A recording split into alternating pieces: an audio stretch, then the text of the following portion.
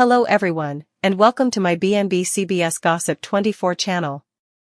Katie Logan had always believed that the most dangerous lies were the ones spoken aloud, the ones you could hear and challenge and dissect, but as she stood frozen in that softly lit room, staring at Electra with a disbelief that bordered on physical pain, she realized that the most destructive truths were the ones that had lived in the shadows for too long, the ones that had been whispered behind closed doors, carried in knowing glances and half-finished sentences, because those truths didn't just arrive, they detonated, and this one hit her like a shockwave she could feel in her chest, in her breath, in the way the world suddenly felt tilted, unfamiliar, hostile, as Electra's voice cut through the air with devastating calm and revealed what Luna had been hiding, what everyone else had apparently known or at least suspected while Katie remained willfully blind, trusting, believing, protecting, defending, and now, in one unrelenting moment, that trust collapsed under the weight of revelation, because Luna's secret wasn't small or forgivable or complicated in a way that could be explained away with context or compassion. It was foundational, something that rewrote entire chapters of their shared history, something that reached backward through years of conversations and memories and reframed them all in a new, unforgiving light, and Katie could feel her mind scrambling to keep up, replaying moments she had brushed off as misunderstandings or coincidences, moments that now screamed intention, manipulation, design, and with every word Electra spoke, Katie's disbelief turned to dread, because disbelief could still pretend this wasn't real, but dread knew better. Dread understood that once a truth like this surfaced, nothing could ever go back to the way it was, not relationships, not loyalties, not even the stories people told themselves to survive, and as Electra laid it all out, the timeline, the choices, the lies Luna had told not just to protect herself but to control outcomes, to steer emotions, to weaponize vulnerability, Katie felt something inside her fracture, not loudly, not dramatically, but in the quiet, irreversible way that bone breaks under pressure you didn't realize had been building for years, and she wanted to interrupt, to shout, to deny, to demand proof, but Electra didn't raise her voice or dramatize the truth, she simply let it stand on its own, because the facts were damning enough, and that restraint somehow made it worse. Because it told Katie that this wasn't revenge or jealousy or rumor, it was reckoning, and the shift from whispers to war happened not in a single explosive argument but in the slow, suffocating realization that Luna's secret wasn't just about what she had done, it was about who she was willing to hurt, and Katie, in that moment, understood with brutal clarity that she had been collateral damage in a long-running deception she never saw coming, and the betrayal felt intimate, personal, like a hand reaching inside her chest and twisting, because Katie had believed in Luna, defended her when others questioned her motives, vouched for her integrity, and now Electra was forcing her to confront the reality that loyalty had been used against her, that compassion had been exploited, and as the truth settled, it began to ignite anger, not the kind that explodes immediately, but the kind that simmers, that sharpens, that transforms grief into resolve, because Katie was no stranger to betrayal, but this one struck differently, perhaps because it came packaged in familiarity, in shared laughter, in moments of vulnerability that now felt poisoned, and as she finally found her voice, it cracked not with weakness but with the strain of holding herself together, asking the question she already knew the answer to, asking why, asking how long, asking whether any of it had been real. And Electra's response was devastating in its honesty, because she didn't soften the blow or offer excuses. She simply said that some people confuse survival with entitlement, and in doing so justify any damage they cause along the way, and that statement landed like a verdict, because Katie recognized it, recognized the pattern, recognized the slow erosion of accountability disguised as self-preservation, and with that recognition came clarity, painful but necessary, because clarity stripped away the last remnants of denial, leaving behind the raw truth that Luna's secret had not only reshaped the past but threatened the future, and the war Electra had warned about wasn't just between individuals, it was internal, a battle Katie now had to fight within herself between the woman she had been, trusting, hopeful, willing to believe the best, and the woman she was becoming in the wake of betrayal, a woman who would no longer ignore red flags for the sake of peace, who would no longer confuse silence with strength, and as the room seemed to close in around her, as the weight of the truth pressed down, Katie understood that this moment marked a turning point, not just in her relationship with Luna, but in her understanding of power, because secrets were power, And now that Luna's secret was out, that power had shifted, and while Luna may have believed exposure would destroy her enemies, she had underestimated the resilience of the woman she had deceived, because Katie Logan, reeling though she was not broken, she was awakened, and as she met Electra's gaze, no longer pleading for reassurance but demanding accountability, the atmosphere changed, the tension sharpened, and the quiet aftermath of the reveal carried the unmistakable promise of consequences, because whispers had become war, and wars, once begun, demanded strategy, courage, and the willingness to confront uncomfortable truths, and Katie, standing in the wreckage of revelation, knew one thing with absolute certainty: the truth may have shattered her illusions, but it had also given her something far more dangerous: resolve, and whatever came next, whatever battles awaited, she would no longer be fighting in the dark. Katie didn't move right away after that realization settled into her bones, because movement implied acceptance and she wasn't ready to grant the truth that mercy yet, so she stood there suspended in a moment that felt stretched thin and fragile, listening to the silence that followed Electra's revelation and realizing that silence itself had become an accusation, loud and inescapable, pressing against her ears until her thoughts grew sharper, colder, more deliberate, and in that silence she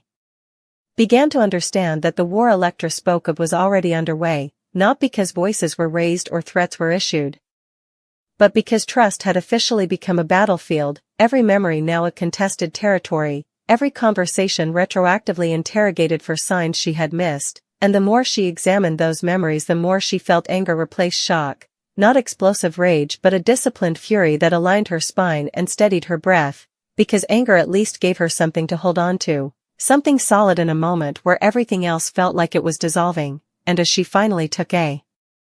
step forward, her heels echoing softly against the floor, it wasn't toward Electra for comfort or reassurance but toward herself, toward the part of her that had survived betrayal before and would survive it again, albeit differently, more guarded, more aware, and she realized with an almost academic clarity that Luna's secret wasn't just a betrayal of trust, it was a calculated rewriting of reality that required multiple people to look the other way, to excuse inconsistencies, to rationalize behavior that should have raised alarms, and that realization ignited something dangerous inside her because it meant the damage wasn't isolated, it was systemic, a web of complicity that extended beyond Luna alone, and suddenly Katie wasn't just reeling from a personal betrayal, she was grappling with the idea that she had been living inside a carefully curated illusion, one that had depended on her generosity, her empathy, her willingness to believe that people were inherently good if given enough grace. And as Electra continued speaking, not to pile on but to clarify, to answer the questions Katie hadn't yet voiced, Katie understood that this wasn't about humiliation or exposure for sport, it was about preventing further harm, because secrets like Luna's didn't remain static, they evolved, they demanded maintenance, and that maintenance always came at someone else's expense, and the thought that others could still be in danger because of Luna's choices hardened Katie's resolve. Further, transforming her pain into purpose, because if there was one thing she refused to be after this moment, it was passive, and as she finally spoke again, her voice steadier now, stripped of the tremor that had accompanied her initial disbelief, she didn't ask how Luna could do this or whether she felt any remorse, she asked who else knew, because that question shifted the entire dynamic from emotional fallout to strategic assessment, and Electra, recognizing the shift, met her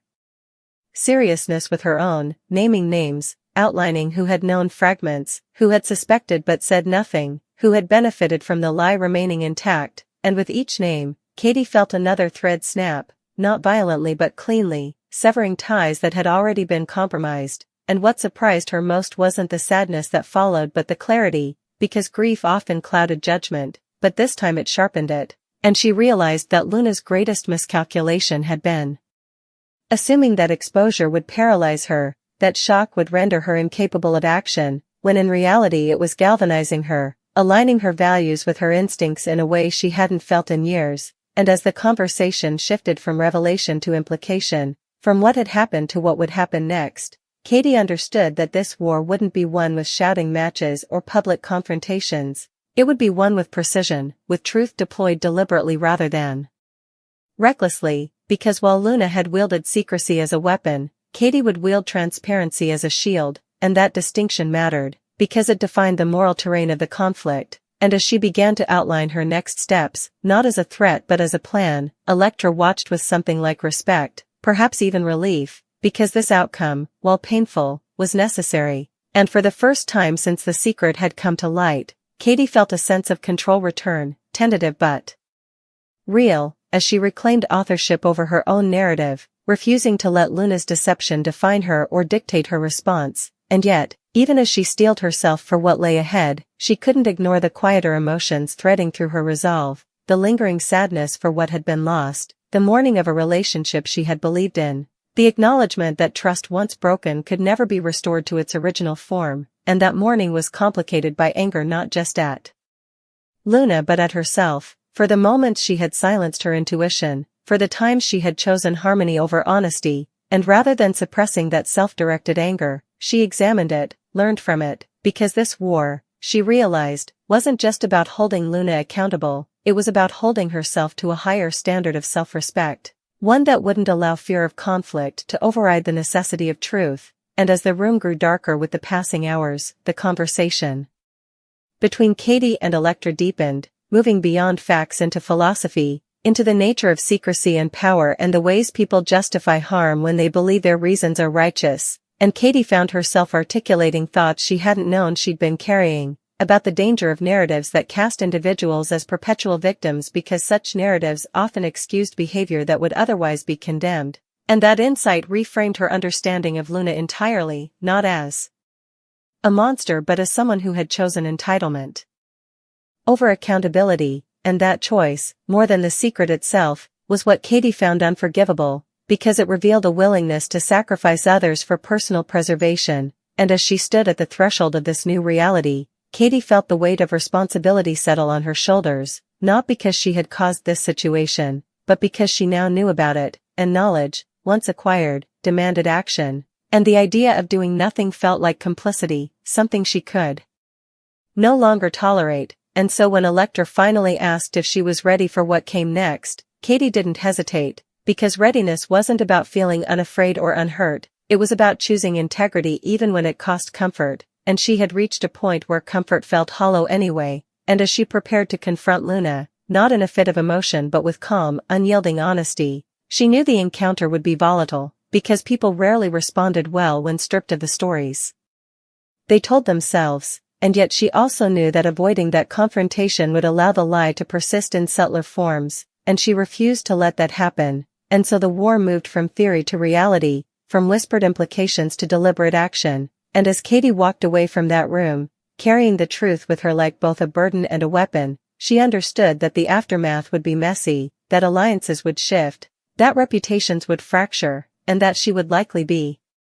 painted as the villain in someone else's narrative, but that no longer frightened her, because she had learned that being liked was a poor substitute for being honest, and that peace built on deception was no peace at all. And as she stepped into the night, the cool air grounding her, she allowed herself one final moment of grief for the woman she had been before this revelation, the woman who believed that love and patience could fix anything. And then she let that version of herself go, not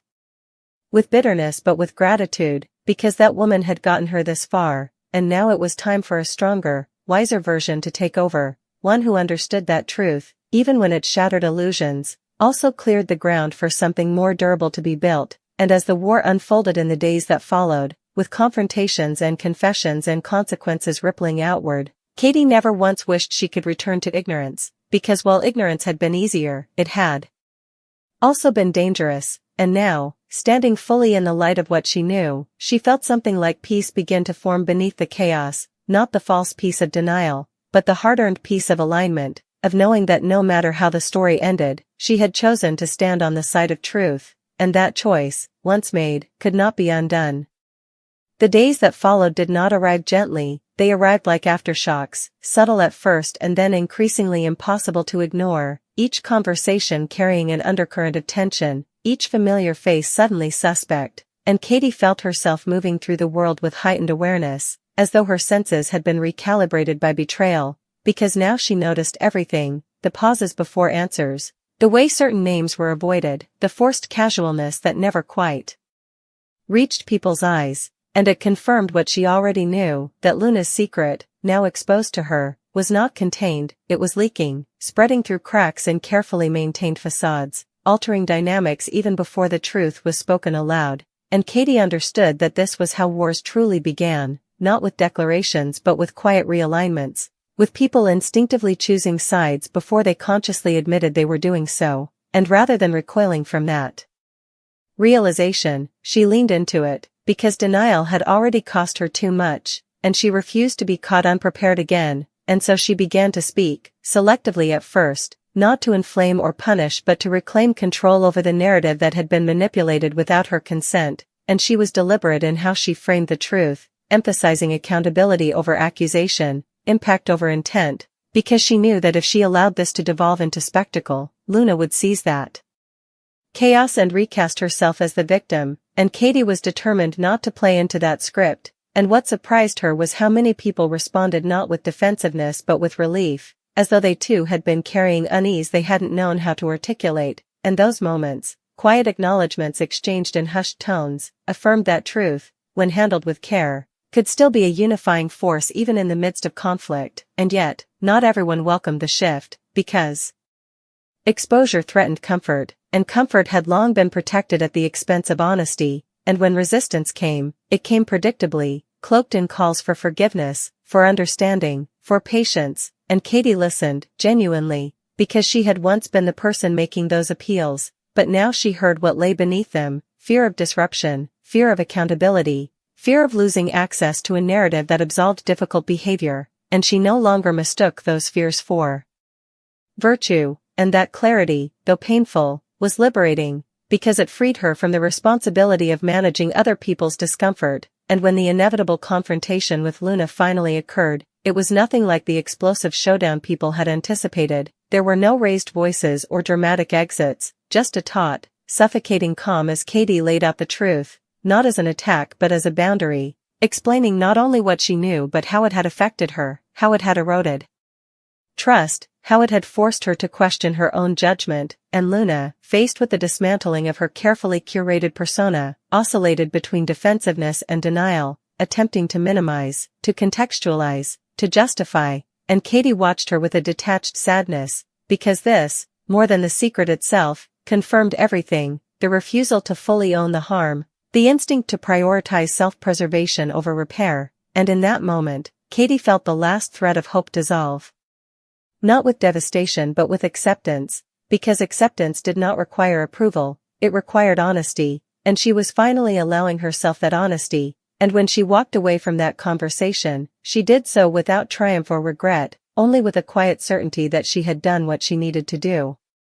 And the aftermath unfolded exactly as she had anticipated. Alliances shifted openly now, conversations grew sharper, silences more pointed, and Katie found herself navigating a landscape where familiarity no longer guaranteed safety, and while that reality was exhausting, it was also oddly empowering, because she was no longer expending energy maintaining illusions, and that freed her to invest in relationships that were grounded in mutual respect rather than convenience. And as weeks passed, the intensity of the conflict softened into something more sustainable, a new equilibrium forged not through reconciliation but through recalibration, and Katie began to feel the long-term impact of her choice not as loss but as growth, noticing how her instincts sharpened, how her boundaries solidified, how her sense of self became less contingent on external validation, and she realized that this war, though born of betrayal, had forced her into alignment with herself in a way she hadn't experienced before, and that alignment became her anchor as the final reverberations of Luna's secret settled into the collective consciousness, and while scars remained, trust once fractured never fully restored, they no longer defined her, because she had integrated the experience rather than allowing it to consume her, and in quiet moments, when the noise of conflict faded and reflection took its place, Katie acknowledged the complexity of what had happened, the ways in which love, fear, ambition, and entitlement had intersected to create damage no single person could fully undo, and she allowed herself compassion, not just for others but for herself, recognizing that growth often came not from avoiding pain but from surviving it with integrity intact, and as she moved forward, no longer looking over her shoulder for the next revelation, she carried with her a hard-earned wisdom, the understanding that truth was not gentle, that it disrupted, that it demanded courage not only to speak but to hear, and yet, it was the only foundation strong enough to build something lasting upon, and so, as the chapter closed not with resolution but with resolve, Katie Logan stood firmly in the aftermath, changed but unbroken, aware that while whispers might ignite wars, it was honesty, sustained and unwavering, that ultimately decided who emerged with their sense of self still whole.